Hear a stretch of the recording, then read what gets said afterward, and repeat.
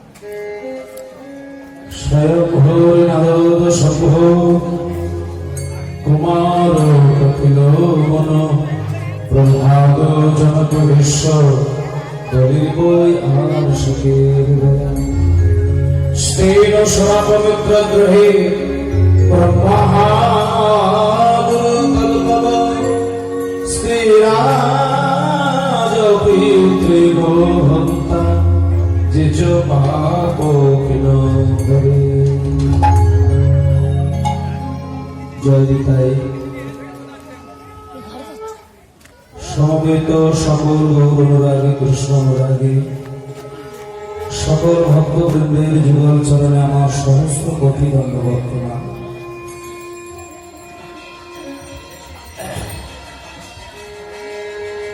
গতদিন থেকে আমরা চৈতন্য মহাপ্রভুর যে সৃষ্টির রসামৃত আস্বাদন করছি, অনেক ভাগ্য ফলে আমরা সেই মহাপ্রভুকে পেয়েছি। কারণ এই বাঙালি জাতির মানুষের একটা সব থেকে দুঃখের বিষয় এটাই যে বাংলার মাটিতে কোনো কালে কোনো ভগবান বা মহাপুরুষ বা যে কোনো মানুষ বাঙালিদের মনকে শান্তি দেবার জন্য কেউ আসেনি। বাঙালি জাতির মানুষ বিশ্বের যে কোনো প্রান্তের মানুষকে সম্মান করে, কিন্তু বাঙালিকে ভালোবাসা দিয়ে আপন করে নেওয়ার মতো মানুষ বাঙালিকে কেউ কোনোদিন ছিল না। আজকে যে আমরা কীর্তন গান শুনছি, এই কীর্তন গানের মূল স্রষ্টা হচ্ছেন চৈতন্য মহাপ্রভু, যিনি 4 যুগের অবতার। সত্য যুগে তিনি ছিলেন শঙ্খচক্র গদা পদ্মধারী নারায়ণ, ত্রেতা যুগে তিনি ছিলেন রামচন্দ্র, দাপরে ছিলেন কৃষ্ণ, আর কলিযুগে তিনি হলেন শ্রী চৈতন্য মহাপ্রভু। কিন্তু এখানে একটা কথা বলার আছে মায়েরা, সত্য ত্রেতা দাপর এই 3টি যুগে ভগবান যেটা দিতে পারে না মানুষ, কলিযুগের মহাপ্রভু সেটা দিয়ে দিয়েছেন। আজকে মহাপ্রভু আমাদেরকে যেটা দিয়েছে, এটা মানুষের পাওয়ার কথাই ছিল না। এটা দেবতারাও কোনোদিন আশা করতে পারে না। শিব ঠাকুর সদা সর্বদা কৈলাস পর্বতে বসে সাধনা করছে, যে কারণে ব্রহ্মা চতুর্মুখে দিবারাত্রি ভগবানের নাম করছেন, যে কারণে প্রত্যেকেই ভগবানকে ডাকছেন। আপনি যে দেবতাদের কথা বলবেন, দেবতারা কিন্তু সবাই ভগবানকে ডাকেন। শিব ঠাকুর ভগবানকে ডাকেন, দুর্গাও ভগবানকে ডাকেন, কালীও ভগবানকে ডাকেন, ব্রহ্মাও ভগবানকে ডাকেন। তাহলে প্রত্যেকটি দেবতা ভগবানকে ডাকছেন যে কারণে, যেটি পাওয়ার জন্য, সেই জিনিসটা মহাপ্রভু আমাদের হাতে হাতে দিয়ে দিয়েছে। সেই জন্য দেবতারা যেটা কোনোদিন আশা করেনি, সেই জিনিসটা গোলক থেকে নেবে ভূলোকে অযাচিত ভাবে বিনাশ অর্থে বিনাশ শব্দে ধরে ধরে বিতরণ করলেন। সেটা হলো গোলকের প্রেম সম্পদ। এই যে প্রেম সুধা, এটা কিন্তু কোনো কালে কোনো ভগবান দিতে পারেনি। প্রেম মানে কি? আসতে মায়েরা, প্রেম মানেটা বুঝতে হবে। প্রেম শব্দের মানেটা কি?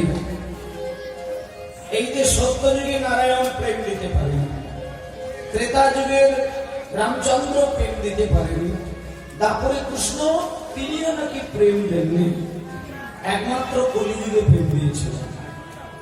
কৃষ্ণ তো প্রেম দেননি। সেই জন্য কৃষ্ণ একটা পরিষ্কার করে কথা বলে দিয়েছেন না, চৈতন্য চরিতামৃতে যদি আপনারা পড়ে দেখেন, চৈতন্য চরিতামৃতে পরিষ্কার করে লেখা আছে, কৃষ্ণ যদি ফিরে কাউরে ভক্তি মুক্তি দিয়ে না, প্রেম কবু নাহি দেখি রাখেন লোকে। কৃষ্ণের একটা স্বভাব ছিল মায়েরা, যেমন লোকে যখন তাস খেলে দিতেন, মায়েরা এগুলো আপনারা অনেকে হয়তো বোঝেন না, কিন্তু বাবারা বোঝেন। যখন কেউ তাস খেলে, সমস্ত তাসগুলো আগে আগে খেলে দেয়, কিন্তু একটা তাস আছে যেটা চট করে কিন্তু ছাড়ে না, মানে ওটা তো ব্রহ্মাস্ত্র মনে করে রেখে দেয়, যে না ওটা আমি ছাড়বো না, ওটা আমার শেষ অস্ত্র, ব্রহ্মাস্ত্র, ওটা ছাড়বো না। শেষ লড়াই যখন আমি করবো, তখন ওই তাসটা দিয়ে খেলা খেলব। সেটা হলো তুরুপের তাস। এইখানটা থেকে বুঝে না, যেমন লোকে তাস খেললে তুরুপের তাসটা সঞ্চয় করে রেখে দেয়, যখন দেখছে আমি হেরে যাচ্ছি তখন সেটা ব্যবহার করে, ওটা চট করে ছাড়ে না। তেমনি ভগবান কৃষ্ণের একটি তুরুপের তাস ছিল, যার নাম হলো প্রেম। ভগবান তোমাকে সব দিয়ে দেবে, কিন্তু প্রেম সম্পদ ওটি কিন্তু চট করে দেবে না। ওই জন্য পরিষ্কার করে বলে দিয়েছেন, কৃষ্ণ যদি ফিরে কাউরে ভক্তি মুক্তি দিয়া, ভক্তি মানে হলো ভোগ আর মুক্তি মানে মোক্ষ। তোমাকে ভোগও দেবে, তোমাকে মোক্ষও দেবে, কিন্তু প্রেম কবু নাহি দেন, রাখেন লোকাইয়া। উনি প্রেম দেন না। এবার মায়েদেরকে জানতে হবে যে প্রেম শব্দটি আসল মনে কি।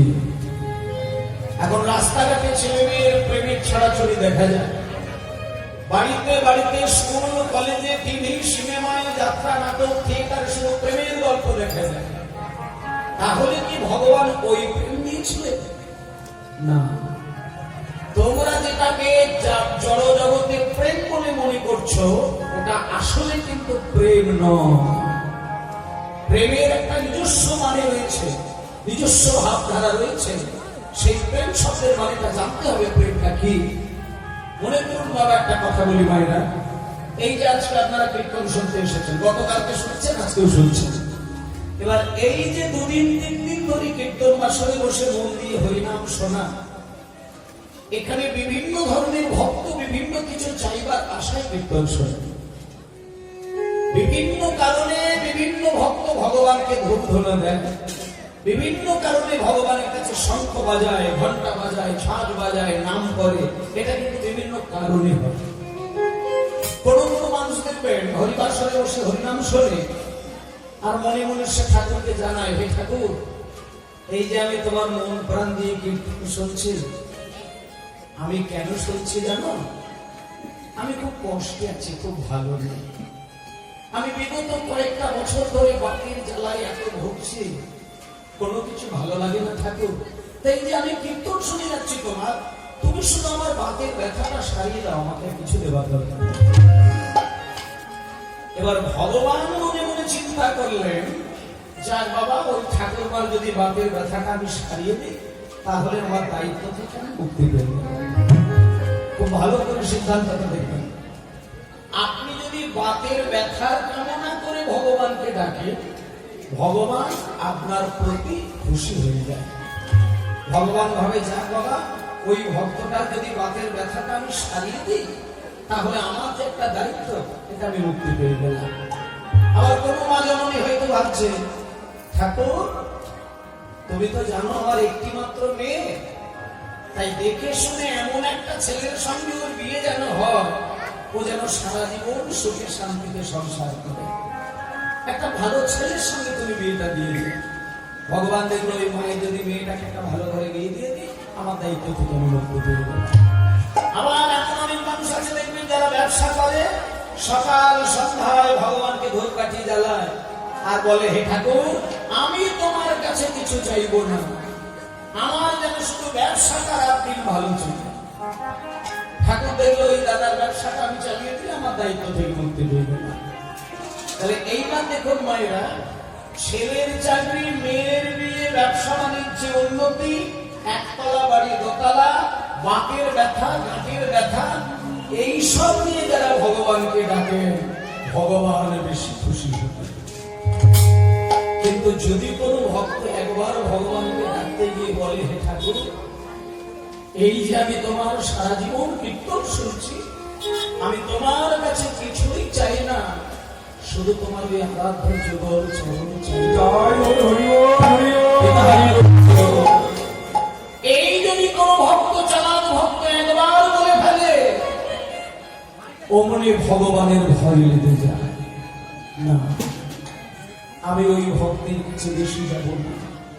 গেলেই শুধু আমার চরণ চাইবে, গেলেই শুধু আমার প্রেম চাইবে। ভগবানের চরণ কামনা করে, ভগবানের প্রেমের কামনা করে, ভক্তির কামনা করে যে যদি ভগবানকে ডাকে, ভগবান দুঃখ করে ভয় লেগে যায়। না, আমি ওর কাছে যাব না। গেলেই শুধু আমার চরণ চাইবে, গেলেই শুধু আমার প্রেম চাইবে। সেই জন্যই বলে দিয়েছেন, কৃষ্ণ যদি ফিরে কাউরে ভক্তি মুক্তি দিয়া, কিন্তু প্রেম কবু নাহি দেন, রাখেন লোকা। উনি প্রেমটা সহজে দিতে চাই না। এই জন্য আমরা হতভাগা বাঙালি আজকে বিরাট জায়গায় দাঁড়িয়ে পড়েছি। সত্যযুগে নারায়ণ সহজে কাউকে প্রেমে দেয়নি, দাপর যুগে কৃষ্ণ তিনি সহজে কাউকে প্রেমে দেয়নি, আর রামচন্দ্র দেয়নি। কিন্তু দেখুন মায়েরা, শচীর নন্দন নিমাইয়ের জন্য জগাই মাধাই কি করেছেন বলুন তোমার? কি করেছেন জগাই মাধাই? ভালো করে এই জায়গাগুলো খেয়াল করে দেখুন। জগাই মাধাই জন্ম থেকে সারা জীবন ধরে প্রত্যেক দিন দুই ভাই মদ্যপান করে জীবন কাটিয়ে দিয়েছে। এবং জগাই মাধাই যখন মদ খেতেন, কত করে মদ খেতেন, দুই ভাই যখন মদ্যপান করতে বসতেন, প্রত্যেক দিন জগাই মাধাই ৮০ হাঁড়ি করে মদ খেতেন। এবং আর একটা কথা আপনাদের বলি, হিন্দু সনাতন ধর্মের মানুষ আপনারা ভুল সিদ্ধান্তটা নেবেন না। চৈতন্য ভাগবত যদি কারোর বাড়িতে থাকে আপনারা পড়ে দেখবেন, সেইখানে পরিষ্কার করে লেখা রয়েছে জগাই মাধাই রোজ ৮০ হাঁড়ি করে মদ্যপান করতেন এবং গোমাংস ভক্ষণ করতেন। শুধু নিমাইকে চেনানোর জন্য এত কথাই। দেখো, যে মানুষ দুটো হিন্দু ধর্মের মানুষ হয়েও গোমাংস ভক্ষণ করে, ৮০ হাঁড়ি করে মদ্যপান করে, তাদের কাছে ছুটে গিয়ে হরিনাম দেওয়ার বিশেষ প্রয়োজন ছিল। কিন্তু গৌর হরির থেকে নিত্যানন্দ বড় দয়াময়। গৌর হরি যেখানে হরিনাম দিতে পারে না, নিতাই চাঁদিকে সেইখানে অযাচিত ভাবে হরিনাম দিয়ে দিয়েছে। যখন মাধাই নেশা করে টলতে টলতে রাস্তা দিয়ে যাচ্ছে, তখন নিত্যানন্দ গিয়ে সেই জায়গায় মাধাইয়ের কাছে দাঁড়িয়ে বলেছিলেন, ওরে প্রেমিনী মিয়া, ওরে প্রেমিনী মিয়া, ওরে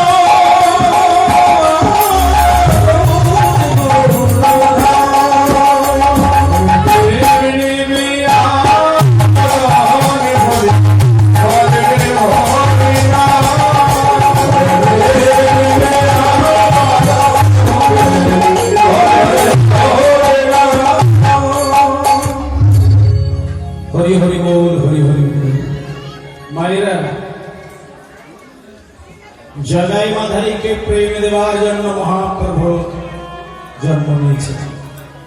একটা কথা বলি আপনাদের, এখানে প্রত্যেকেই নিশ্চয়ই দীক্ষা মন্ত্র গ্রহণ করেছেন। বেশিরভাগ ভক্ত এখানে দীক্ষা নিয়েছেন। কারা কারা দীক্ষা নিয়েছেন মায়েরা একটুখানি হাত তুলুন তো। যারা দীক্ষা নিয়েছেন একটু হাত তুলুন। মোটামুটি ম্যাক্সিমাম ভক্তই দীক্ষা নিয়েছেন। একটা কথা আপনাদের বলি, দীক্ষা মন্ত্র যখন পেয়ে গেছেন, ভগবানের সঙ্গে সম্পর্কটা আপনাদের আপাতত তৈরি। শুধু নিজেদের ভজনটাকে কাজে লাগিয়ে যান। এই যে বলছিলাম প্রেম কাকে বলে, প্রেম শব্দের মানে হচ্ছে ভালোবাসার আর এক নাম প্রেম। কিন্তু ভালোবাসাকে দুটো জাতে ভাগ করা হয়। একটা আশ্রয় মনে ভালোবাসা, একটা বিষয় মনে ভালোবাসা। আশ্রয় দিয়ে মনে ভালোবাসাটার নাম হলো প্রেম, আর বিষয় নিয়ে মনে রাখার ভালোবাসাটাকে প্রেম বলে না, ওটাকে কাম বলে। কামের অনেক প্রকার ভেদ রয়েছে। কাম মানে হচ্ছে তোমার আশাটা পূরণ করা। সেটা তুমি একতলা বলে দোতলা করতে পারো, ওটাও কামের মধ্যে পড়ে। তুমি পাতলা একটা কমা দামি পোশাক পরছো, আগামী বছর একটা মোটা দামি পোশাক পরবে, এটাকেও কামনার মধ্যে পড়তে পারে। আবার আপনি ভগবানকে ডাকতে ডাকতে ক্রমশ ভগবানকে ডাকার বাসনা তৈরি হচ্ছে, তার কামনার মধ্যে পড়তে পারে। কাম মানে বাসনা পূরণ করে। মানুষের মনের চাহিদা, প্রাণের চাহিদা, দেহের চাহিদা, এটাকে হচ্ছে কামনা। এইবারে এখানটা বলি, যে কোনো চাহিদা মিটিয়ে নেবার জন্য স্বার্থের হাত বাড়িয়ে দিয়ে যদি কাউকে ভালোবাসা যায়, সেটাকে বলা হচ্ছে বিষয় জাতীয় ভালোবাসা। সেটাকে প্রেম বলা যায় না। আর প্রেম শব্দের মানে হলো আশ্রয় দিয়ে মোরা ভালোবাসা, যার পিছনে স্বার্থ থাকে না এবং যার পিছনে কোনো শর্ত থাকে না। যেমন মায়েদেরকে একটা কথা বলি, মনে করুন মায়ের গর্ভে একটা সন্তান জন্ম হয়েছে। 1 মাসের হলো, 2 মাসের হলো, 3 মাসের হলো, 4 মাসের হলো, ক্রমশ ছেলেটা মাসের পর মাস হতে হতে 10 মাস হয়ে গেল। এরপরে একদিন গর্ভজ্বালা ভোগ করে নারী ছেদন করে সন্তানের জন্ম হল। সন্তানটিকে এইবার বড় করার জন্য মা জননী কোলে বসিয়ে দুগ্ধপান করাচ্ছে। এইখানটা থেকে মায়েরা বুঝুন, আপনি যে সন্তানটিকে এতদিন গর্ভে ধারণ করলেন, এইবার আপনি সন্তানটিকে বড় করার জন্য যে দুগ্ধপান করাচ্ছেন, এই ছেলেটাকে বড় করার পিছনে মায়ের কি কোনো স্বার্থ থাকে? মা যখন কোলে করে ছেলেটাকে মানুষ করে, সেই মুহূর্তে ছেলের বদনটা দেখে মায়ের কি কোনো স্বার্থের বাসনা তৈরি হয়? নিঃস্বার্থে সন্তানকে মানুষ করে, নিঃস্বার্থে সন্তানকে বড় করেন, স্তনদুগ্ধ পান করেন। বাবা রোজগারের সমস্ত টাকা দিয়ে ছেলেকে বড় করেন নিঃস্বার্থে, সেখানে কোনো স্বার্থ থাকে না।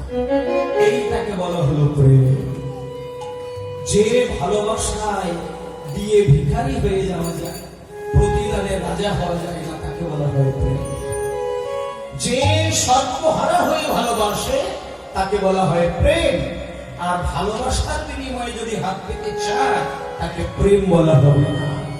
তাই মাগো, আজকে যে কথাটা আপনাদের বলতে চেয়েছিলাম, আজকে এখানে হরিনাম শুনতে আপনারা বসেছেন, গতকালকেও শুনেছেন, আজকেও শুনবেন, আবার সন্ধ্যার পরেও কীর্তন শুনবেন।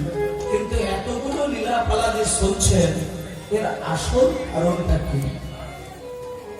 দিনের পর দিন লীলা কীর্তন শুনবো, ঘন্টার পর ঘন্টা কীর্তন শুনবো, কেন? একটা যুক্তিপূর্ণ কারণ থাকতে হবে। এমনি এমনি তো কীর্তন শোনে না। কেন শুনবে মানুষ? মানুষ রাত্রির জাগরণ করে দিনের পর দিন ছেঁড়া ছোট কম্বলের আসনে বসে মহাপ্রভুর কীর্তন শুনছে, তার কারণ একটাই, সেটা হলো ভগবানকে জানাতে হবে, হে ঠাকুর, এই যে আমি সারাটা জীবন ধরে তোমাকে ডাকছি, আমি সারা জীবনে তোমার বাসনার একটাই চাওয়া, আমি সারা জীবন ধরে যদি যন্ত্রণা, দুঃখ, জ্বালা যন্ত্রণাতেও চলি, যেদিন আমার মরণ হবে, সেদিন যেন অন্যান্য 10টা মানুষের মতো পচে পচে জ্বলে জ্বলে আমায় না মরতে হয়। আমি যেদিন এই জগৎ ছেড়ে তোমার জগতে যাব, সেদিন যেন আমি হাসতে হাসতে তোমার চরণ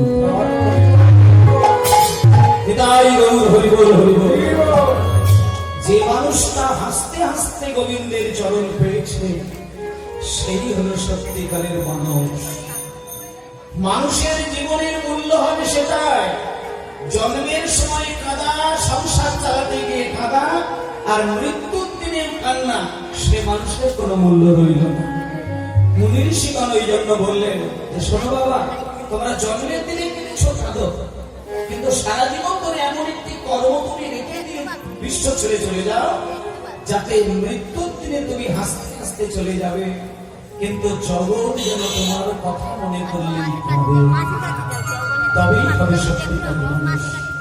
তাই আমি এখন ভগবানকে ডাকছি, মানে টাকা পয়সার জন্য না, শুধু ওই মরণের দিনের কথাটা ভেবে।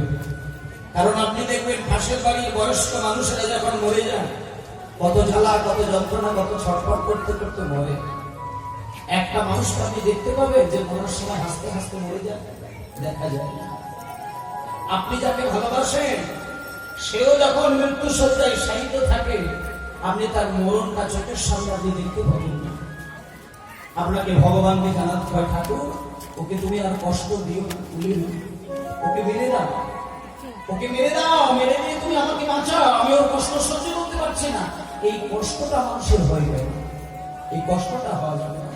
তাই ভগবানকে আপনাকে জানাতে হবে, ঠাকুর আমি মৃত্যুর দিনে যেন হাসতে হাসতে তোমার চরণ পাই, আমি আর কিছু চাই না। তাই সেই কামনা যদি পেতে হয় তাহলে এই কলিযুগে দয়ার সাধক, করুণার সাধক একজন, তিনি হলেন সচিব নন্দন বিমান শ্রী চৈতন্য মহাপ্রভু। সেই নিয়মের উদ্দেশ্যে একবার গাইব ভজ গৌরাঙ্গ, সবাই মিলে গৌরকে খুশি করার জন্য। লহ গৌরাঙ্গ ভজ গৌরাঙ্গে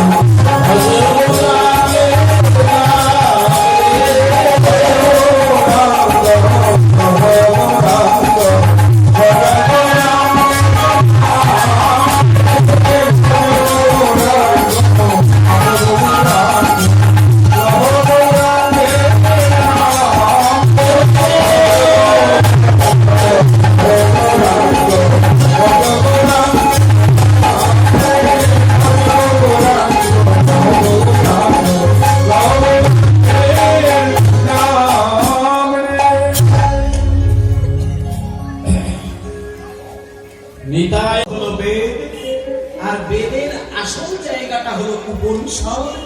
উপনিষদের ব্যাখ্যা স্বরূপ শ্রীমদ ভাগবত, ভাগবতের সার তত্ত্ব হলো আমার গৌর তত্ত্ব। তাহলে আসল নির্যাসটা কি? মন্থন করে করে কোন জায়গায় আসলো? বেদের আসল জায়গাটা উপনিষদ, উপনিষদের ব্যাখ্যা স্বরূপ শ্রীমদ ভাগবত, ভাগবতের আদি তত্ত্ব হলো আমার গৌর তত্ত্ব। আর ওই জন্যই বৈষ্ণবগণ বললেন, তুমি 4খানা বেদ, 6খানা দর্শন, 18টা পুরাণ, গীতা সমস্ত কিছু পড়ে তুমি যদি বিশ্বের পণ্ডিত হয়ে যাও, অথচ তুমি গৌর যদি না চেনো, তাহলে তোমার কি হবে জানো? 4 বেদ সরদর্শন করি আও,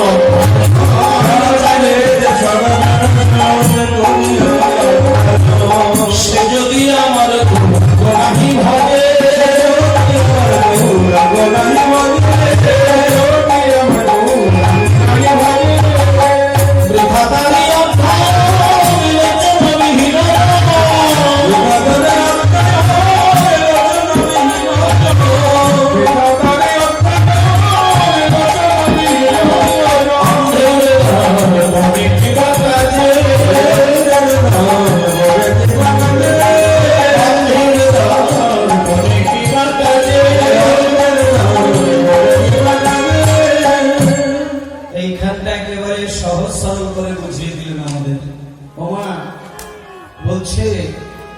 একটা অন্ধের কাছে আপনি 10 টাকার প্লাস্টিকের আয়না নিয়ে গেলেন, আর সোনা দিয়ে হিরে দিয়ে বাঁধানো 10 কোটি টাকার আয়না নিয়ে গেলেন। অন্ধকে যদি প্রশ্ন করেন কোন আয়নাটা সব থেকে বেশি সুন্দর, অন্ধ কি বলবে? অন্ধের একেবারে সোজা সাপটা উত্তর হবে, আমি যেহেতু চোখে দেখতে পাই না, আমার কাছে 10 টাকার আয়নারও মূল্য নেই আর 10 কোটি টাকার আয়নারও মূল্য নেই। তা ঠিক তেমনি ভাবে অন্ধের কাছে যেমন আয়নার কোনো মর্যাদাই পায় না, তেমনি এই জগতে যত বড়ই পণ্ডিত হোক না কেন, সে যদি নিতাই গৌর সম্পর্কে কিছুই না জানে, তাহলে সকল বিদ্যা অন্ধের মতন হয়ে যাবে। আর একটা কথা পরের লাইনে বলে দিয়েছে, তুমি লেখাপড়া যদি নাও শেখো, তোমার পেটে যদি বিদ্যা বুদ্ধি নাও থাকে, কিন্তু তুমি যদি গৌরকে ভজন করি না, তাতে তোমার কি লাভ হবে জানো? ওই এখন পরের লাইনে বললেন, বেদ বিদ্যা কিছু নাই জানো, বেদ বিদ্যা কিছু নাই জানো, বেদ বিদ্যা কিছু নাই জানো, বেদ বিদ্যা কিছু নাই জানো। সে যদি আমার গৌরাঙ্গ করে সঙ্গ, গৌরাঙ্গ করে সঙ্গ, যদি আমার গৌরাঙ্গ করে সঙ্গ, সকলি জানে,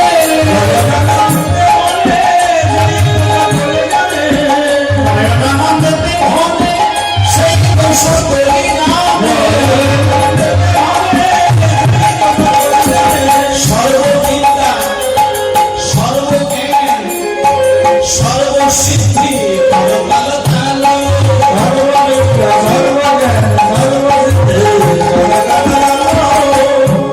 তোমার কিছু জানা দরকার নেই মহিলা। এখানে কি এত মা বাবা বসে আছেন, সবাই কি স্কুল কলেজে লেখাপড়া শিখেছে? অনেক মায়েরা আছে দেখবেন কলিতে কলম ভাঙে, এখনো বাড়ির অনেক মা ঠাকুরমাদের আমি দেখেছি হাতে কলম ধরিয়ে দিলে কলিতে গিয়ে পেনটা ভেঙে দিবে। কিন্তু ভালো করে খেয়াল করে দেখবেন, কলিতে কলম ভাঙে, কিন্তু জীবনে ভুল কাজও কিন্তু ওই মা জননীকে বেশি করেছে তা কিন্তু নয়। গাদা গাদা লেখাপড়া শিখেছে আর কানি কানি ভুলও করে বেড়াচ্ছে, পণ্ডিত হয়ে বসে আছে, কিন্তু ভুল কাজটা জীবনে করেছে, পাণ্ডিত্যের কোনো পরিচয় মিলবে না। সেই জন্য তাদের ক্ষেত্রে বলছে যে তোমার কিচ্ছু জানার দরকার নেই, তোমাকে কিচ্ছু বোঝার দরকার নেই, তুমি সংসারে সমস্ত কাজ করে যাও 3 বার সময় বার করে, সকাল দুপুর সন্ধ্যা, এই 3 টাইম যদি একবার গৌরের ভজন করতে পারো, সর্ববিদ্যা সর্বসিদ্ধি সর্বজ্ঞান পরকাল ভালো, সর্ববিদ্যা সর্বসিদ্ধি সর্বজ্ঞান। বলছি আমার গৌর জানলে সবই জানা হলো, গৌর জানলে সবাই জানা হলো, গৌর জানলে সবই জানা হলো, গৌর জানলে সবাই জানা হলো, শাস্ত্র জানলে জানা হলো, গৌর জানলে সবাই জানা হলো, ভক্তি জানলে জানা হলো, গৌর জানলে সবাই জানা হলো, শাস্ত্র জানলে জানা হলো, গৌর জানলে সবাই জানা হলো, শাস্ত্র জানলে জানা হলো, শাস্ত্র জানলে জানা হলো। দুটো মনে আছে এখানে, শাস্ত্র জানলে তোমার জানা হলো, যে যত বই পড়বে তার তো অনেক কিছু জানা হলো। শাস্ত্র মানে গ্রন্থ, বলছে গ্রন্থ পড়লে জানা হলো, গৌর জানলে সেটা জানা হলো, ভক্ত জানলে জানা হলো, গৌর জানলে সেটা জানা হলো। বলছে শাস্ত্র জানলে তোমার জানা হলো, শাস্ত্র জানলে যা না হলো, শাস্ত্র জানলে যা না হলো, গৌর জানলে সবাই জানা হলো, শাস্ত্র জানলে জানা হলো,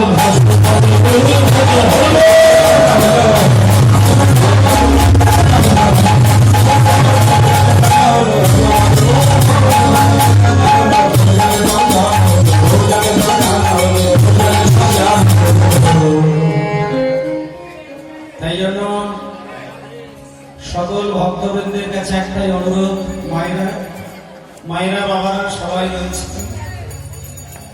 যে যেই দেবতাকে পুজো করে আসছে সেই দেবতাকে পুজো করবেন, কিন্তু এতদিন পর্যন্ত যদি নিতাই গৌরীর ভজন না করে আসেন, আজকে থেকে আপনাদেরকে আমি বলে দিচ্ছি, নিতাই আর গৌরীর চরণ সেবাটা সবাই মিলে একটু করবেন। আলাদা করে যদি মূর্তি বানিয়ে রাখতে পারেন সে তো অনেক করলেন ভাই, একটা মাধ্যম থাকলে ভক্তিটা বেশি আসে, মাধ্যমটা থাকলে অনায়াসে ভক্তিটা মেলে। আর যদি না মূর্তি বানাতে পারেন, মিনিমাম একটা ক্যালেন্ডার নিতাই গৌরে রাখবেন। আপনারা যখন সকালবেলায় জপ করবেন নিতাই গৌরের সামনে বসে করবেন, দুপুরবেলা যখন জপ করবেন নিতাই গৌরের সামনে বসে করবেন, সন্ধ্যায় যখন জপ করবেন নিতাই গৌরের সামনে বসে করবেন। নিতাই আর গৌর এই দুটি রত্ন আপনার হৃদয়ের মূল রত্ন, এটা ভেবে বাকিদের দেবতা পুজো করবেন। নিতাই ছাড়া গৌর চলবে না, আর গৌর ছাড়া রাধা কৃষ্ণ মিলবে না। আমি অনেক মানুষকে দেখেছি বীরভূম জেলার তারাপীঠ মন্দিরে বেড়াতে যায়, অনেকে আছে তারাপীঠ বেড়াতে যায়, কিন্তু তারাপীঠে বেড়াতে যায় অথচ সেইখান থেকে 10 কিলোমিটার দূরে খুব বিরাট একটা মূল্যবান জায়গা রয়েছে, সেটা কিন্তু অনেকে দেখে আসে। কিন্তু আমি আপনাদের বলি, তারাপীঠে যদি কোনোদিন বেড়াতে যান, তারাপীঠ থেকে মাত্র 10 কিলোমিটার দূরে, বেশি দূর নয়, মাত্র 10 কিলোমিটার দূরে তারাপীঠে। এবার যদি আপনারা কোনোদিন যান, 10 কিলোমিটার দূরে যাবেন, বলবেন বীরচন্দ্রপুরে যাবেন। সেই বীরচন্দ্রপুর গ্রামে গিয়ে ওইখানে সাক্ষাৎ নিত্যানন্দের জন্মস্থানটা দেখে আসবেন। নিতাই চাঁদের জন্ম শাস্ত্র মতে 1 চক্রা গ্রাম, কিন্তু ওইখানে 1 চক্রা গ্রামটা আর পাবেন না। এখন বর্তমান সেই গ্রামটা বীরচন্দ্রপুর নাম হয়ে গেছে, যেখানে সাক্ষাৎ নিতাই স্থান জন্ম নিয়েছে। নিতাই আর গৌর এই দুইজনের নাম যদি আপনি রাত দিন করতে পারেন, গৌর হরি কলিযুগে জন্ম নিয়েছিল বলেই কলিযুগের মানুষ উদ্ধার হয়ে গেল, তা নাহলে হতো না। ওই যে একটা কথা আছে না, কে যাবি ভাই ভব সিন্ধু পার, ধন্য কলিযুগ যেথায় আমার গৌরাঙ্গ অবতার। কলিযুগ ধন্য হলো শুধু গৌর হরির জন্যে। তাই মাগো, আজকে সবাই মিলে প্রত্যেক দিন সকালবেলা, দুপুরবেলা, সন্ধ্যাবেলা মনে মনে হোক বা ফিসফিস করে হোক কিংবা উচ্চৈঃস্বরে হোক, যদি পারে শুধু একবার এইভাবে যদি নিতাই গৌরকে ডাকেন, নিতাই আমার প্রাণ।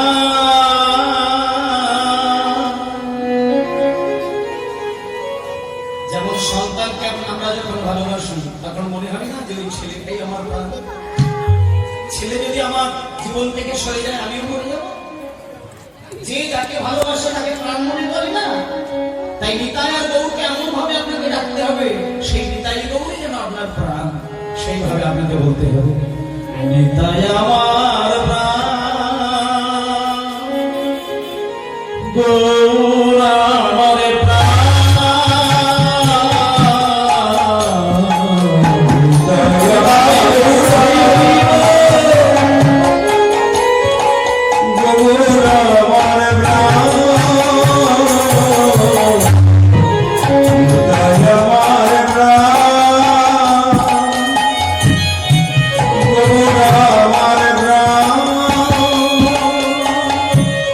ভক্তি ভরে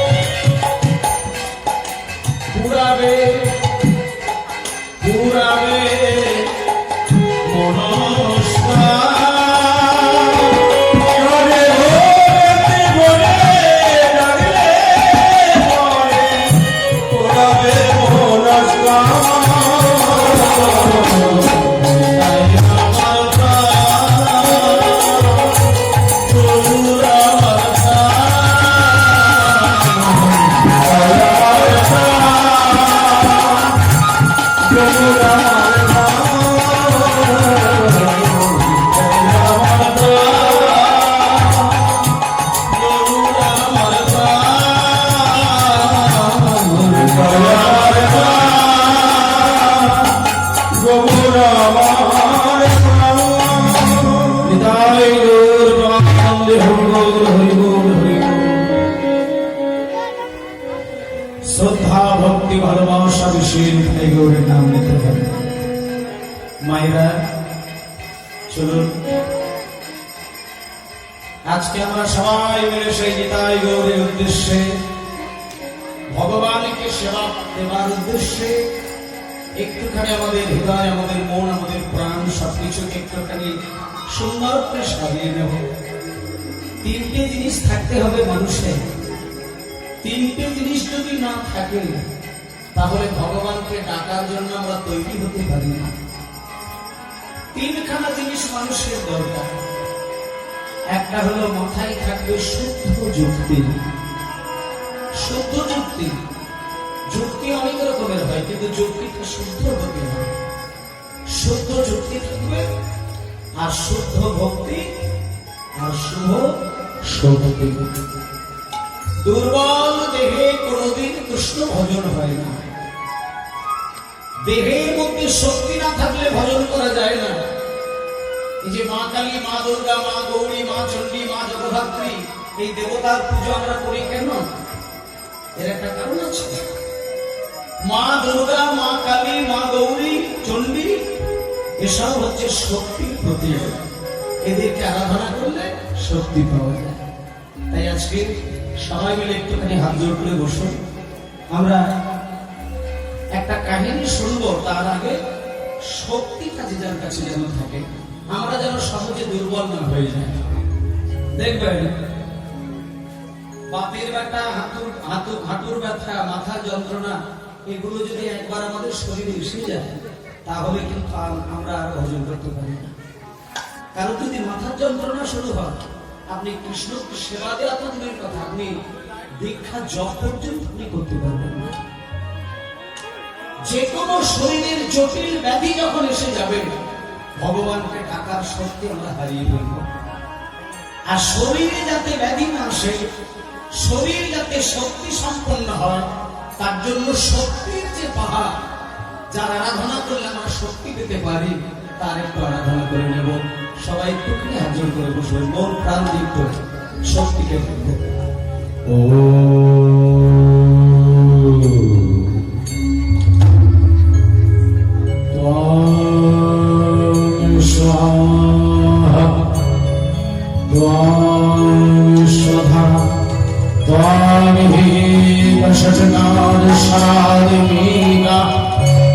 Hare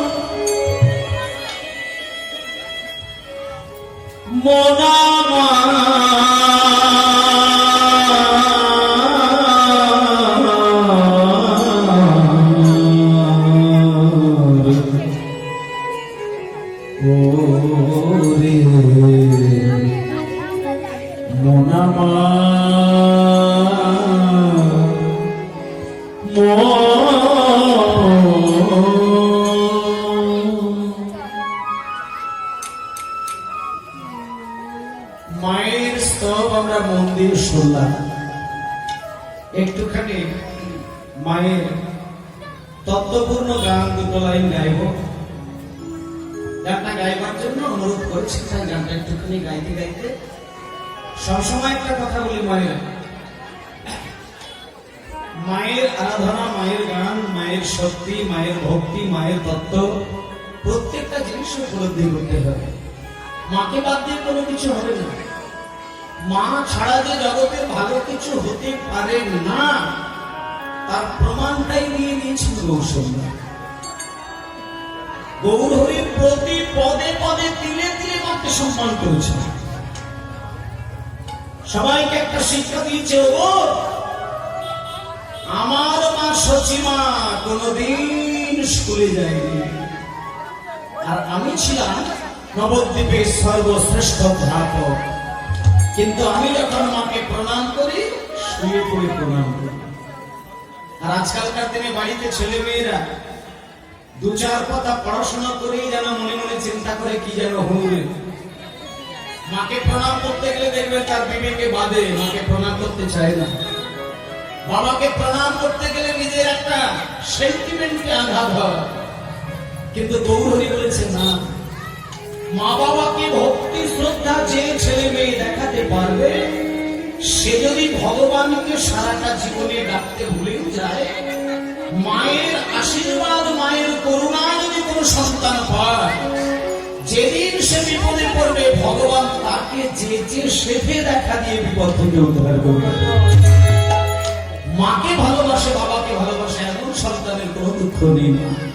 তাই মা আজকে একটা তত্ত্বপূর্ণ গান আমরা শুনবো, চলুন সেই গানের মধ্যে জগৎকে শিক্ষা দিচ্ছে। কি দেখো, ভুলো না, আস্তে, ভুলো না দক্ষিণা কালী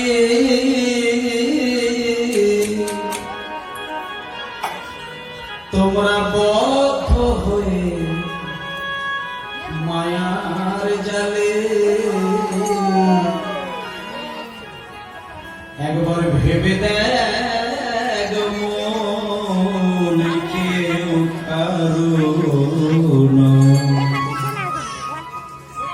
মিছে ভ্রমণ ভুবণ্ডলে,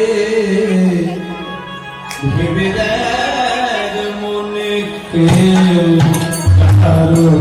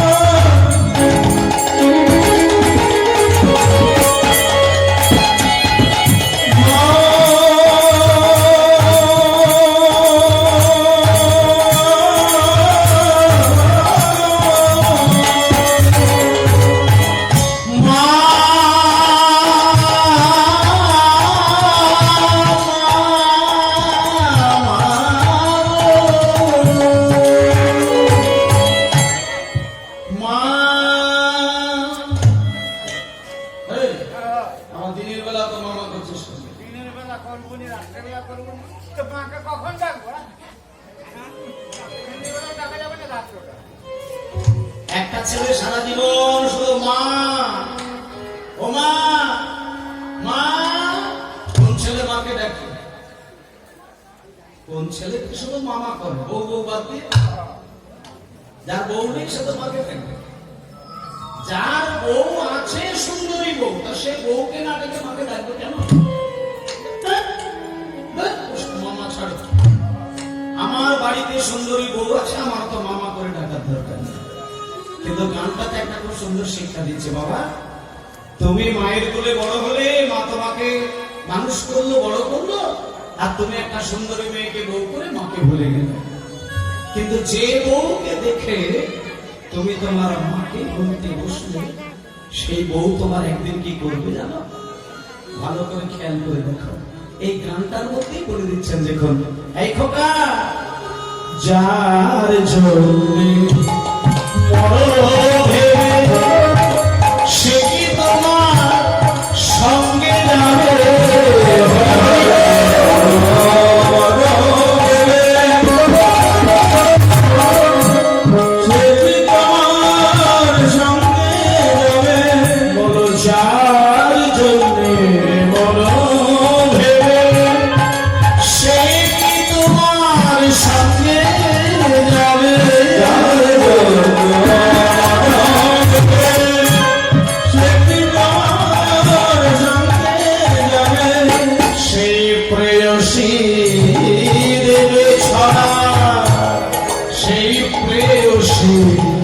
দেবে ছাড়া।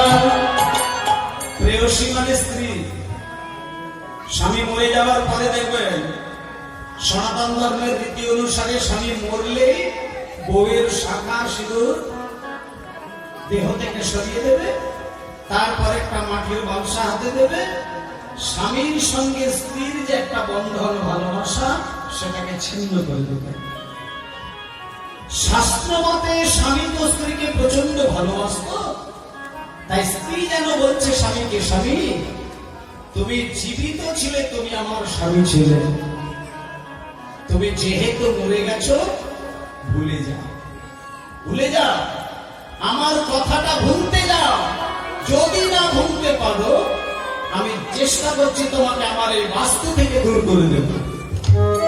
তুমি জীবিত ছিলে বলে তুমি আমার কাছে বারবার আসতে, কিন্তু এখন যেহেতু মরে গেছো আমার কাছে আসার চেষ্টা করো না। যদি ভালোবাসার প্রাণে তুমি মনে করো আমার কথা দূর থেকে করবে, কিন্তু কাছে আসবে না। আর কাছে যদি আসার কথা ভাবো, এই যে আমিও তার জন্য ব্যবস্থা করছি।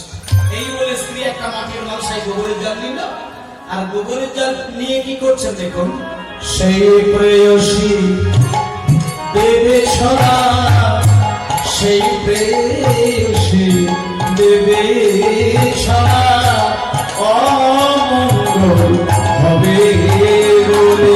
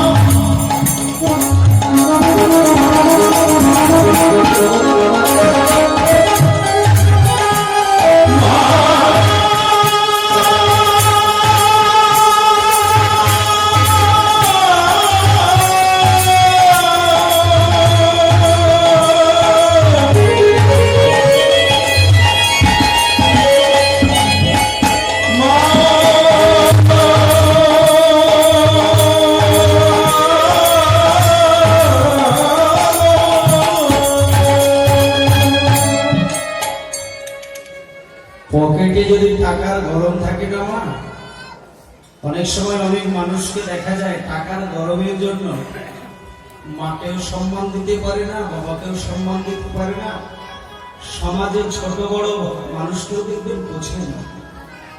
টাকার পাহাড় সরিয়ে সম্মান দেওয়া খুব কঠিন। পাথরের পাহাড় যদি চোখের সামনে বসে সেটা সরিয়ে দিয়ে ভগবানকে অনায়াসে দেখা যায়, কিন্তু টাকার পাহাড় যদি বসে যায় সেটা সরিয়ে সাধুগুরু বৈষ্ণবের সম্মান দেওয়া খুব কঠিন। তা অনেক দাদা, অনেক নেতা, অনেক রাজা, অনেক প্রজা মনে মনে চিন্তা করে আমার পকেটে এত টাকা রয়েছে, আমি যদি মা বাবাকে খেতে না দিই, আমি যদি আমার স্ত্রীকে সম্মান না করি, আমি যদি পাড়া সমাজের কাকা জেঠা দাদা ভাই বোনকে সম্মান না করি, তাতে আমার কি এসে যায়? অনেকে অহংকারী মানুষ থাকে না, সমাজে কাউকে বোঝে না, সবাইকে অহংকার করে বেড়ায়। বলে ভাই তোমার মতন কত দাদা এই জগতে এলো আর গেল, তুমি তো দুদিনের ছিল। শুনবে শোনো, দিন দুই তিনের জন্যে ভাবে কর্তা বলে সবাই মানে জন্যে হবে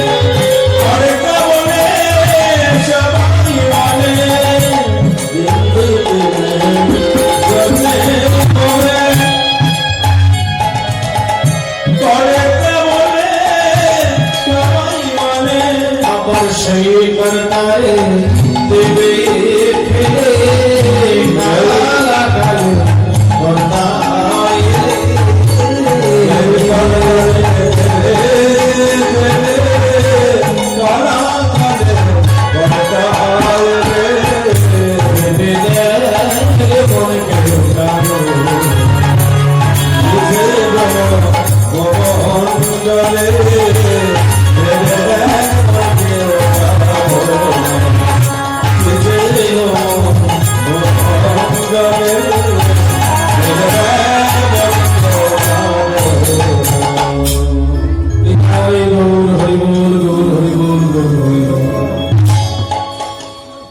মায়ের স্তব এবং মায়ের গান, যেহেতু আমাদের পাশেই তো মা দাঁড়িয়ে রয়েছে, সেখানে মায়ের মন্দির তো নাকি মা দুর্গার পুজো হয়, এখানে দুর্গা ঠাকুর হয় গ্রামে। বেশ, তাহলে মা দুর্গা মা কালী সবই তো পুজো হচ্ছে এই গ্রামে। তবে একটা কথা বলি মা, এই যে মা কালী, মা দুর্গা, মা সরস্বতী, মা গৌরী, মা চণ্ডী সবই কিন্তু পরম বৈষ্ণব। আমরা মাকে পুজো করার সময় মদ্য, মাংস, মৎস্য, মুদ্রা, মৈথুন পঞ্চমকার দিয়ে মায়ের পুজো দিই, কিন্তু আমরা একবারও কিন্তু তাকিয়ে দেখি না যে মাকে আমরা মদ্য মাংস দিয়ে পুজো দিচ্ছি সেই মা কালীর চরণটা কার বুকে চাপানো রয়েছে। মা কালীর যে পা সেটা কার বুকের উপরে, সেটা ভোলানাথ। আর ভোলানাথ হচ্ছে পরম বৈষ্ণবী, বৈষ্ণব। তাহলে যে ভোলানাথ হচ্ছে পরম বৈষ্ণব, তার স্ত্রী যে পরম বৈষ্ণবী হবে এ বিষয়ে কোন সন্দেহ আছে কি? স্বামী হচ্ছে পরম বৈষ্ণব আর তার স্ত্রী হচ্ছে পরম বৈষ্ণবী, আর সেই মাকে আমরা ডাকতে গেলে আমরা তামসিক পুজো দিয়ে মায়ের সেবা করে দিই, কিন্তু না, মা হচ্ছে পরম বৈষ্ণবী। যে বৈষ্ণবের সম্মান দেয় সে ভগবান অনায়াসে পেয়ে যায়। আর একটা কথা বলি মায়েরা, সংসারে লক্ষ্মী রাখার চেষ্টা করবেন। এই যে আপনারা মা জননীগণ বসে আছেন, আপনারা কিন্তু সংসারে এক একটি লক্ষ্মী বলা যায়। তবে লক্ষ্মী কথাটা কোথা থেকে এসেছে জানেন? যে মানুষটি সংসারের প্রত্যেকটি দায়ী দায়িত্বের দিকে লক্ষ্য রাখে, একটা কাজও এদিক ওদিক হতে দেয় না, একটা দায়িত্ব টলতে দেয় না, সমস্ত দায়িত্বকে নিজের লক্ষ্য নজরের মধ্যে রাখতে পারে, সেই সংসারের লক্ষ্মী হয়ে থাকে। মেয়ে ছেলেরা ঘরের লক্ষ্মী, কিন্তু কোন মেয়ে ছেলে রাত দিন যদি খেয়ে খেয়ে ফসফস করে ঘুমায়, কাজ করার দিকেও নেই আর স্বামীর ভক্তির দিকেও নেই, সে রাত দিন ঘুমাচ্ছে, শরীর বাড়াচ্ছে, এরকম এরকম মেয়ে ছেলে কি লক্ষ্মী হবে? লক্ষ্মী কি করে আসবে? লক্ষ্য থেকে লক্ষ্মী হবে। এই যে মা লক্ষ্মী, মা লক্ষ্মীর আরেক নাম কি বলুন তো? মা মা লক্ষ্মী দেবীর আরেক নাম কি জানেন আপনারা? হ্যাঁ হ্যাঁ, চঞ্চলা। কে বললেন? খুব ভালো মেয়ে। তাহলে মা লক্ষ্মীর আরেক নাম হচ্ছে চঞ্চলা। চঞ্চলা মানে খুব চঞ্চল। মা লক্ষ্মী খুব চঞ্চল বলে মা লক্ষ্মী একটা জায়গায় স্থির থাকতে পারেন না। আজকে যদি আপনার বাড়িতে থাকে, আগামী কালকে পাশের বাড়িতে চলে যাবে, আবার পাশের বাড়িতে যদি কাল থাকে, পরশু দেখবেন অন্য গ্রামে চলে যাবে। মা লক্ষ্মী চঞ্চলা বলে আজকে যিনি রাজা, কালকে তিনি ভিখারি হয়ে যায়, আর কাল যিনি ভিখারি, পরশু তিনি জমিদার হয়ে যাবে। মা লক্ষ্মী প্রত্যেকটি জায়গায় চঞ্চল, কিন্তু একটা জায়গায় মা লক্ষ্মী স্থির থাকে। কোথায় জানেন মা? এইখানটা যদি আপনারা জানেন তাহলে আপনাদের অভাব হবে না। মা লক্ষ্মী প্রত্যেক জায়গায় চঞ্চল, শুধু একটা জায়গায় লক্ষ্মী স্থির। সেটা আপনারা ক্যালেন্ডারে দেখবেন, একটা সাপের উপরে নারায়ণ ঘুমাচ্ছে, দেখা যায় না? একটা সাপের উপরে নারায়ণ ঘুমা, আর তার হৃদয় থেকে একটা পদ্মফুল বেরিয়েছে দেখবেন, যে পদ্মফুলের 1000টা পাপড়ি, আর সেই 1000 পাপড়ি পদ্মফুলের ওপরে আমাদের সকলের ঠাকুর দাদা ব্রহ্মা চতুর্মুখে দিবারাত্রি ভগবানের জপ করে বেড়াচ্ছে। আর ওই যে নারায়ণ সাপের উপরে শুয়ে রয়েছে, ওই নারায়ণের পদতলে কে বসে আছে বলুন তো? মা লক্ষ্মী দেবী। মা লক্ষ্মী দেবী কোথাও স্থির থাকতে পারে না, শুধু একটা জায়গায় লক্ষ্মী স্থির, সেটা হলো নারায়ণের চরণ সেবা। লক্ষ্মী শুধু যখন নারায়ণের চরণ সেবা করে সেইখানে লক্ষ্মী স্থির থাকেন। তাই আপনাদেরকে যে জায়গাটা আমি বোঝাতে চাইছি, আপনারা যদি লক্ষ্মীকে স্থির রাখতে হয় সংসারে, তাহলে আপনাদেরকেও বিষ্ণুর চরণ সেবা করতে হবে। আর বিষ্ণুর চরণ সেবা যদি করেন, তাহলে বিষ্ণু যদি আপনার ঘরে থাকে, তাহলে জানবেন ওই বিষ্ণুর চরণ সেবার জন্য লক্ষ্মী অনায়াসে আপনার সংসারে থেকে যাবে। আর বিষ্ণুর যদি চরণ সেবা করতে হয়, তাহলে আপনাকে প্রত্যেক মাসে 2খানা একাদশী পালন করতে হবে। এখানে যদি কোনো মা জননী একাদশীর ব্রত না করে থাকেন, আমি বলে দিচ্ছি আজকে থেকে প্রতিশ্রুতিবদ্ধ হয়ে যায় যে বছরে 24টা একাদশী হয়, বেশি নয়। বেশি নয় মায়েরা, টেনশন করার দরকার নেই। মাসে 30টা দিনের মধ্যে আপনি 28 দিন খেতে পারবেন। শুধু 2 দিন আপনি উপবাসের সঙ্গে একাদশী পালন করবেন। 2 দিন যদি আপনি না খেয়ে থাকেন, তাতে কি এসে যান? ভগবানের উদ্দেশ্যে 2 দিন আপনি পালন করবেন। ওই 2 দিন যদি একাদশীর ব্রত পালন করে, তাহলে দেখবেন একাদশীর ব্রত যদি কোনো মানুষ নিষ্ঠা সহকারে পালন করে, তাহলে সেখানে শুধু বিষ্ণু নয়, সেখানে শুধু শিব ঠাকুর নয়, সেখানে শুধু কৃষ্ণ নয়, 33 কোটি দেবতা একত্রিত হয়ে যে ভক্ত একাদশীর ব্রত করে, সবার চরণ তার মাথার উপরে বর্ষিত থাকে। প্রত্যেকের কৃপা ওই একাদশীর দিনে পাওয়া যায়। তোমাকে আলাদা করে শিবের ব্রত করার দরকার হবে না, আলাদা করে কালীর ব্রত করার দরকার হবে না, আলাদা করে লক্ষ্মীর ব্রত করার দরকার হবে না। একাদশী করলে 33 কোটি দেবতার কৃপা বর্ষিত হয়ে যায়। তাই জন্য আপনাদেরকে সবাইকে বলি, একাদশী কিন্তু কোন সধবা বা বিধবা, কি নারী কি পুরুষ, কোনো ভেদাভেদ নেই। একাদশী একদিনের বাচ্চা থেকে 100 বছরের বৃদ্ধ, মৃত্যুর আগে পর্যন্ত যে কোনো বয়সী মানুষ করতে পারে। আর একাদশী করলে আপনার সংস্কৃতি কত কল্যাণ আসবে। ইতিমধ্যে একাদশী আপনারা করে দেখুন, কি ফল পাওয়া যায় দেখবেন। আর যদি মিনিমাম একাদশী না পারেন, যদি মনে হয় যে আমি পারছি না, তাহলে একটা অন্তত নিয়ম আপনি রক্ষা করবেন। একাদশীর দিনে যতই দাদা নেতা জামাই ভাগনা এসে যাবে না কেন, একাদশীর দিনে হাত জোর করে বলবেন যে বাবা, আজকে তো একাদশী, আজকে যা হয়েছে তাই খেয়ে নাও, আগামী কাল বা পরশু তোমার জন্য সেবা দেবো। জামাই এসেছে বলে বাজারে গিয়ে নিয়ে চলে এলেন দামি দামি খাবার, ওসব চলবে না। ওসব জন জামাই খাবে না। পরের লাইনটা ভুলে গেছি, আর বলার দরকার নেই। জামাই বলে যে একটু বেশি বেশি আদর, সব দরকার নেই। তোমাকে জামাইকে বোঝাতে হবে যে জামাই বাবা, একাদশীটা তুমিও চেষ্টা করো পালন করার জন্য। একাদশী পালন করলে মেয়ের কল্যাণ হবে, নাতি নাতনির কল্যাণ হবে, তোমার সংসারের কল্যাণ হবে। জামাই এসেছে বলে নিয়ে চলে এলে বাজার থেকে মাছ মাংস করে, বলে আত্মা চেয়েছে খেয়ে যাও, অত সহজ নয়। আত্মা সব খায় না। তুমি আত্মার দোহাই দিয়ে খেতে পারো না, ওটা দেহ খায়, আত্মা খায় না। সেই জন্য সবাইকে আমি বলছি, যত দলের মানুষে আপনার বাড়িতে এসে যায়, একাদশীর দিনে যদি এসে যায়, তাকে বলবেন যে আজকে একাদশী, আজকে কোনো আমিষ আহার এই বাড়িতে তৈরি হবে না। যদি মিনিমাম একাদশী না পারেন, আমিষ আহারটা করবেন না, নিরামিষটা করবেন। আর নিরামিষটা যদি ঠিক আছে তাই পেয়ে যাবে। আজকে যে যা চাইবে সবাই পেয়ে যাবে, কিন্তু একটা ঘটনা হচ্ছে, চাইবার মতো চাইতে হবে। কিন্তু চাইবার মতো না চাইতে পারলে কিন্তু ভুল হয়ে যাবে মায়েরা। সবাই ঠিকঠাক মতো চাইবেন তো?